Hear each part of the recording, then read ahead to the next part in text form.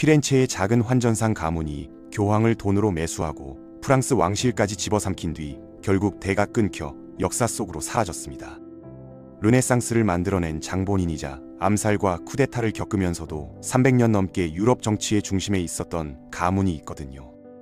미켈란젤로와 레오나르도 다빈치를 후원했고 바티칸 금고를 장악했으며 딸 하나로 프랑스 전체를 손에 넣은 메디치 가문 이야기를 해보겠습니다.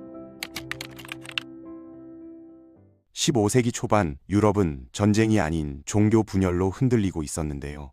두 명의 교황이 서로 자신만이 진짜라고 주장하면서 기독교 세계가 둘로 쪼개진 상황이었습니다. 로마에는 그레고리 12세가, 아비뇽에는 베네딕트 13세가 버티면서 서로를 파문했고 유럽 전역의 왕들과 귀족들이 양편으로 나뉘어 대립하는 초유의 사태가 벌어졌거든요. 신자들 입장에서는 누구 말을 들어야 할지 모르는 혼란의 시대였고 교회의 권위는 땅에 떨어질 대로 떨어진 상태였습니다. 그런데 이 혼란 속에서 남들과는 완전히 다른 시각으로 상황을 바라본 사람이 있었어요. 피렌체의 은행가 조반니 디 비치 데 메디치였습니다. 메디치 가문은 원래 그냥 돈을 바꿔주는 환전상에 불과했는데요. 조바니가 이 사업을 키워서 제법 규모 있는 은행으로 만들어 놓은 상태였습니다. 하지만 단순히 돈을 버는 것에 만족하지 않았어요. 아무리 돈이 많아도 귀족이 아니면 정치적 발언권이 없던 시대였거든요. 조반니는 진짜 권력을 얻으려면 돈보다 더 중요한 게 있다는 걸 알았습니다. 바로 영향력이었죠. 그래서 그는 이 교황 분열 사태를 완전히 다른 시각으로 바라봤어요. 만약 메디치 가문이 새로운 교황을 옹립하는 데 성공한다면 그건 단순한 정치적 승리가 아니라 바티칸의 막대한 재정을 손에 넣는 열쇠가 될 거라고 판단한 겁니다.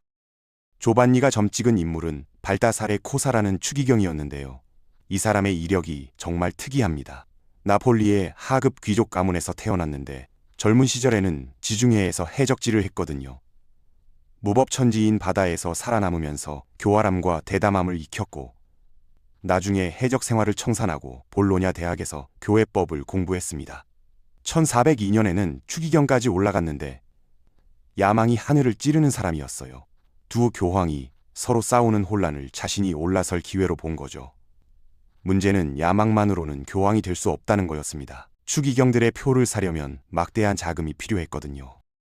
코사에게 필요한 건 돈이었고 조반니에게 필요한 건 바티칸으로 들어가는 문이었습니다. 둘의 이해관계가 딱 맞아떨어진 거예요. 조반니는 코사의 교황 선출 운동에 막대한 자금을 쏟아부었고 이 돈으로 코사는 영향력 있는 추기경들의 표를 사들였습니다. 뒷방에서 뇌물이 오가고 어둠 속에서 약속이 오갔어요. 1410년 추기경 회의가 열렸을 때 발다사레 코사가 요한 23세라는 이름으로 교황에 선출됐습니다. 이미 두 명의 교황이 있는 상황에서 세 번째 교황이 탄생한 거죠. 교회 입장에서는 분열이 더 심해진 재앙이었지만 메디치 가문에게는 역사를 바꿀 대박이었습니다. 조반니 디 비치는 바티칸의 재정 계좌를 관리하는 권한을 얻었거든요. 피렌체 밖에서는 거의 알려지지 않았던 은행가가 하루아침에 유럽 최고 권력 기관의 금고지기가 된 겁니다. 나중에 새 교황 문제는 콘스탄츠 공의회를 통해 해결됐지만 메디치 가문이 바티칸 재정에 발을 들여놓은 건 계속 유지됐어요. 이게 앞으로 몇 세대에 걸쳐 메디치 가문의 권력 기반이 되는 겁니다. 환전상 출신이 교황을 만들어냈다는 건 당시로서는 상상도 못할 일이었고 이때부터 메디치라는 이름이 유럽 전역에 알려지기 시작했습니다. 1420년대 후반 조반니 디 비치의 건강이 나빠지기 시작했어요. 그는 이미 오래전부터 아들 코시모를 후계자로 키워왔거든요. 코시모 대 메디치는 과묵하면서도 날카로운 사람이었습니다. 인문주의 교육을 깊이 받았고 피렌체의 지식인들과 예술가들과 이미 폭넓은 네트워크를 구축해놓은 상태였어요. 1428년 조반니가 세상을 떠나면서 코시모가 정식으로 가문을 이어받았는데요. 그는 단순히 은행만 물려받은 게 아니라 피렌체 전체를 지배하겠다는 더 큰 야망을 품고 있었습니다. 하지만 코시모가 모르는 사이에 음모가 진행되고 있었어요. 메디치 은행의 급부상은 피렌체의 기존 권력자들에게 엄청난 위협이었거든요. 특히 알비치 가문이 코시모를 눈엣 가시로 여겼습니다. 알비치 가문은 피렌체에서 가장 오래되고 영향력 있는 가문 중 하나였는데 가문의 수장인 리날도 델리 알비치가 코시모를 경쟁자가 아니라 제거해야 할 위협으로 봤어요. 1433년 피렌체가 정치적으로 불안정해진 틈을 타서 리날도가 움직였습니다. 선거를 조작해서 자기 편으로 평의회를 채운 다음 공격에 나선 거예요. 코시모를 반역죄로 고발했는데 공화정 자체를 무너뜨리려 한다는 혐의였습니다. 코시모는 시민 문제를 논의하자는 명목으로 시뇨리아 궁전에 소환됐는데 도착하자마자 체포당했어요. 궁전탑 꼭대기에 있는 알베게토라는 좁은 감방에 갇혔고 리날도는 원래 코시모를 처형할 생각이었습니다. 하지만 코시모만큼 인맥이 넓은 사람을 죽이는 건 위험 부담이 너무 컸거든요. 유럽 전역에 거래처가 있고 바티칸과도 연결된 사람이었으니까요. 결국 평의회는 타협안으로 추방을 결정했습니다. 리날도는 마지못해 받아들였는데 코시모만 없으면 메디치의 권력이 무너질 거라고 확신했거든요. 하지만 리날도는 앞으로 무슨 일이 벌어질지 전혀 예상하지 못했습니다.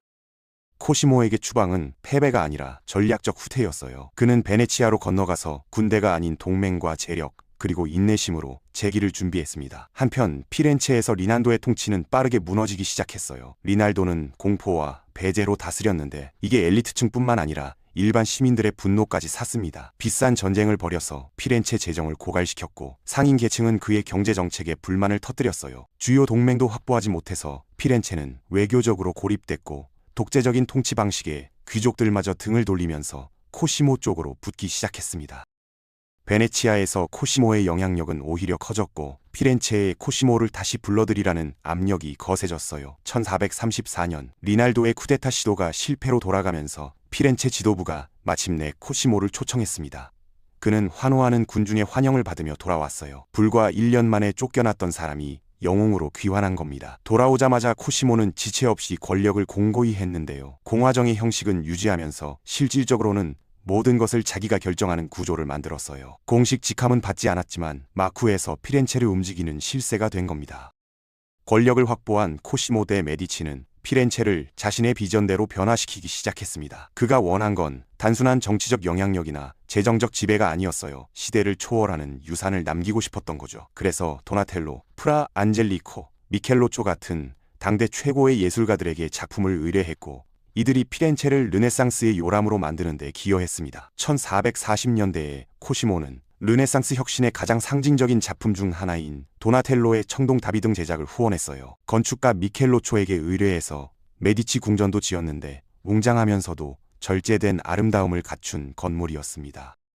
예술과 건축, 학문에 대한 코시모의 후원 덕분에 피렌체는 문화적 강국으로 꽃을 피웠어요. 1464년 그가 세상을 떠났을 때 피렌체는 단순한 상업 도시가 아니라 유럽의 문화적, 지적 중심지가 되어 있었고 코시모는 르네상스의 아버지로 역사에 기록됐습니다. 환전상의 아들이 유럽 문화의 황금기를 연 거예요. 코시모의 아들 피에로 데 메디치가 뒤를 이었는데 아버지와 달리 만성질환에 시달려서 통풍 환자 피에로라는 별명이 붙었습니다. 1469년 겨우 53세에 세상을 떠났는데 메디치 가문은 다시 한번 갈림길에 섰어요. 피에로의 아들들인 로렌초와 줄리아노는 아직 어렸거든요. 형인 로렌초가 겨우 20살이었는데 산 로렌초 성당에서 아버지의 장례식이 치러지는 동안 후계의 무게가 그의 어깨에 내려앉았습니다. 로렌초는 자신에 대해서 메디치의 유산이 흔들리는 걸 결코 용납하지 않겠다고 결심했어요. 하지만 그가 피렌체의 사실상 지도자 역할을 맡게 되면서 그의 아버지나 할아버지가 겪어보지 못한 규모의 위기가 곧 닥칠 거였습니다. 가문의 권력뿐만 아니라 목숨까지 위험모가 진행되고 있었거든요. 로렌초의 젊음과 경험 부족은 적들이 노리는 약점이 됐습니다. 음모의 중심에는 파치 가문이 있었는데요. 메디치의 영향력을 오랫동안 시기해온 강력한 은행 가문이었어요. 피사의 대주교 프란체스코 살비아티도 음모에 가담했고 뒤에는 놀랍게도 교황 식스투스 4세가 있었습니다. 식스투스 4세는 로렌초가 교황청의 영토확장 자금 지원을 거부한 뒤로 깊은 원한을 품고 있었거든요. 메디치를 제거하면 피렌체에 대한 영향력을 되찾을 수 있다고 판단한 거예요. 1478년 4월 26일 산타 마리아 델 피오레 대성당에서 대미사가 진행되는 동안 음모자들이 움직였습니다. 신성한 의식이 진행되는 중에 공격이 시작됐어요. 신속하고 결정적인 타격을 노린 거죠. 두 명의 자객이 로렌초의 동생 줄리아노에게 달려들어 반복해서 칼을 찔렀고 줄리아노는 대리석 바닥에 쓰러져 거의 즉사했습니다. 한편 로렌초도 자객들의 공격을 받았는데요. 빠른 반사신경과 충성스러운 부하들의 도움으로 가벼운 상처만 입고 탈출에 성공했어요. 동생은 잃었지만 로렌초 자신은 살아남은 겁니다. 공격 소식이 퍼지면서 피렌체 전체가 혼란에 빠졌어요. 음모자들은 정부를 장악할 계획이었는데 완전히 어긋났습니다. 로렌초의 지지자들이 도시를 결집시킨 거죠. 살비아티 대주교와 프란체스코 데 파치가 시뇨리아 궁전을 습격하려다 체포됐고 신속하게 처형당해 궁전 창문에 매달렸습니다. 끔찍한 공개 처형이었는데 메디치에게 손대면 어떻게 되는지 보여주는 경고였어요.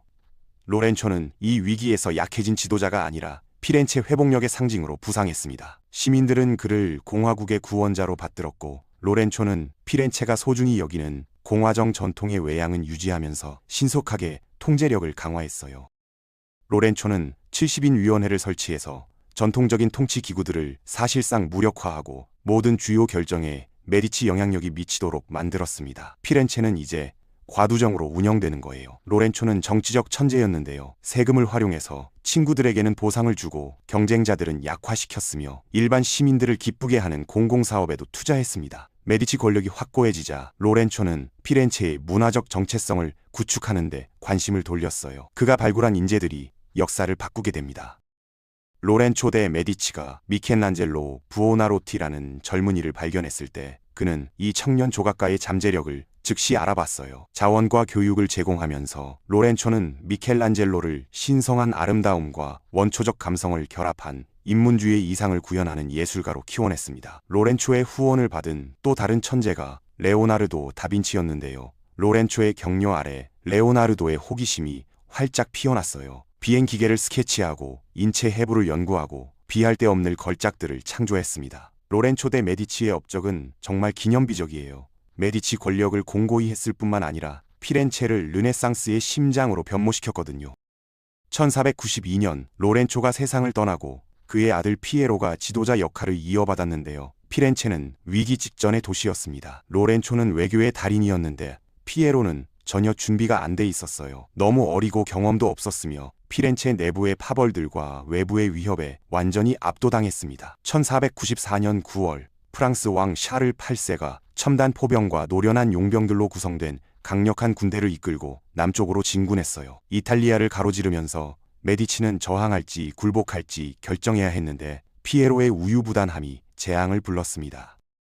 처음에는 피렌체의 중립을 제안했다가 압박에 굴복해서 공포에 질렸어요. 샤를이 토스카나 통과를 요구하자 피에로는 싸움 한 번 없이 피사와 다른 핵심 영토들을 넘겨버렸습니다. 이 굴욕적인 항복에 피렌체 시민들이 격분했어요. 그의 굴복 소식이 퍼지면서 피렌체는 반란 직전까지 갔고 피에로가 도시로 돌아왔을 때 맞닥뜨린 건 폭동일보 직전의 상황이었습니다. 그의 동맹들조차 등을 돌렸는데 그의 지도력에 대한 신뢰가 완전히 무너진 거죠.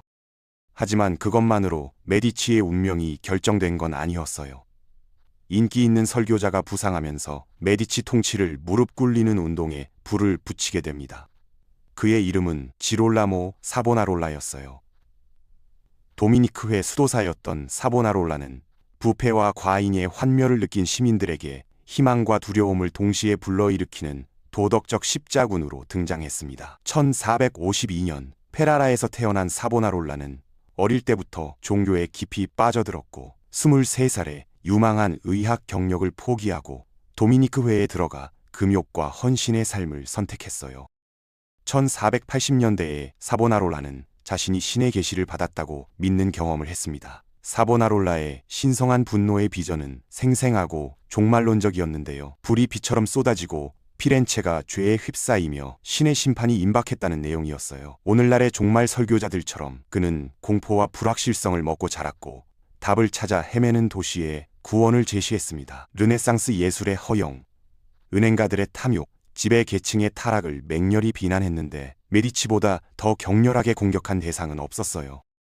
프랑스 왕 샤를 8세가 남쪽으로 진군했을 때 사보나롤라는 그 순간을 놓치지 않았습니다. 샤르를 피렌체의 도덕적 타락을 벌하기 위해 신이 보낸 분노의 도구라고 선언한 거예요. 그의 설교는 피렌체 시민들에게 회개하고 더 단순하고 거룩한 삶을 받아들이라고 촉구하는 집회의 함성이 됐습니다. 피에로가 프랑스에 굴복하면서 피렌체의 존엄과 영토를 싸움 없이 넘겨버리자 사람들이 완전히 등을 돌렸고 사보나롤라의 영향력이 커지면서 그는 신정정부를 세우는 것을 주도했어요. 엄격한 도덕법으로 통치되는 새 예루살렘이었죠. 하지만 사보나롤라의 통치는 오래가지 못했습니다. 바티칸은 견제받지 않는 종교 권력을 용납할 수 없었거든요. 1498년 5월 23일 사보나롤라는 피렌체의 시뇨리아 광장에서 처형됐습니다. 교수형에 처해진 뒤 화형당했고 유골은 숭배를 막기 위해 아르노 강에 뿌려졌어요. 메디치 가문에게 피렌체는 당분간 잃어버린 상태로 남았지만 영향력을 되찾을 다른 길이 있었습니다. 역사상 처음으로 메디치 출신이 종교계 최고 자리에 오르게 되고, 그렇게 함으로써 가문의 위신을 회복하고 피렌체로의 개선을 위한 길을 닫게 됩니다.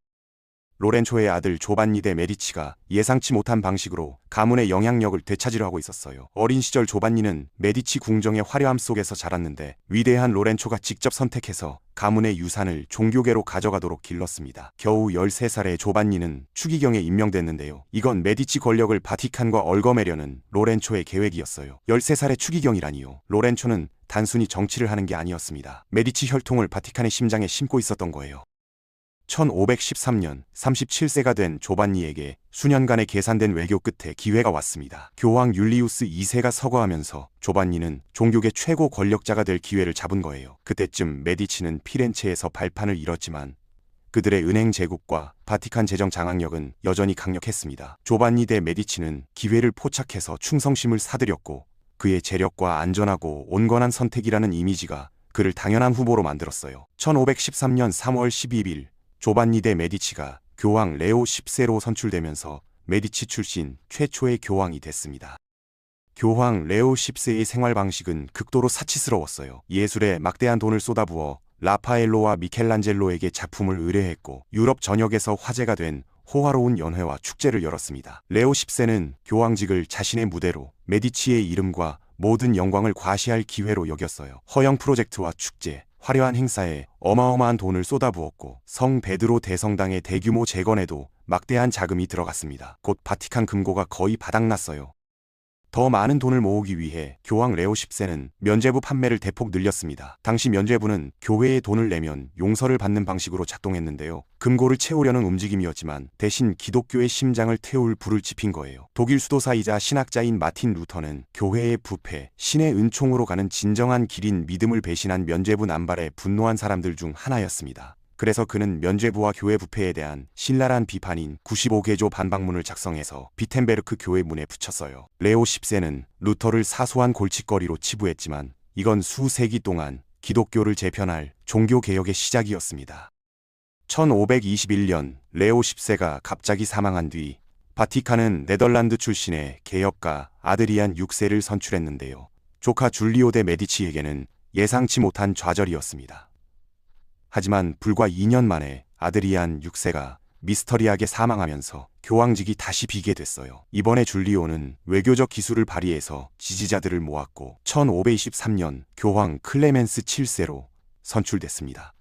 새 교황으로서 그는 서자 아들 알레산드로 데 메디치를 피렌체의 수장으로 앉혔고, 이로써 메디치 통치가 그 위대한 도시로 돌아왔어요.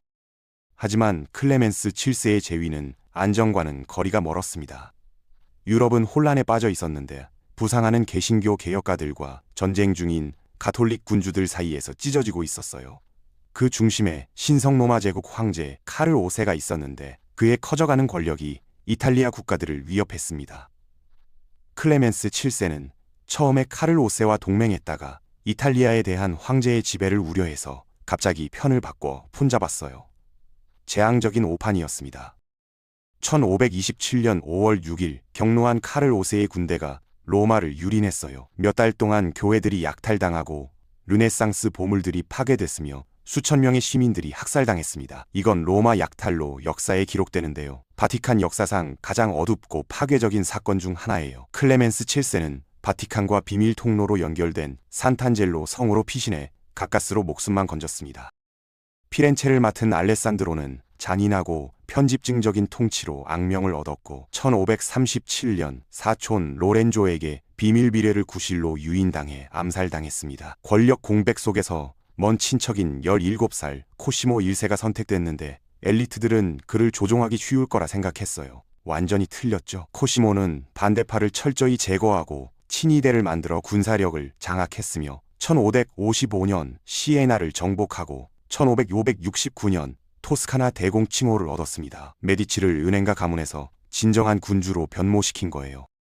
한편 이탈리아가 아닌 프랑스에서 메디치 혈통이 더 큰 권력을 휘두르게 됩니다. 카테리나 데 메디치는 교황 클레멘스 7세의 주선으로 14살에 프랑스 왕자 앙리와 정략 결혼했어요. 수년간 남편에게 무시당하고 그의 정부에게 밀리며 그림자 속에서 기다렸는데 1559년 앙리 2세가 마상창 시합 사고로 갑자기 사망하면서 모든 게 바뀌었습니다.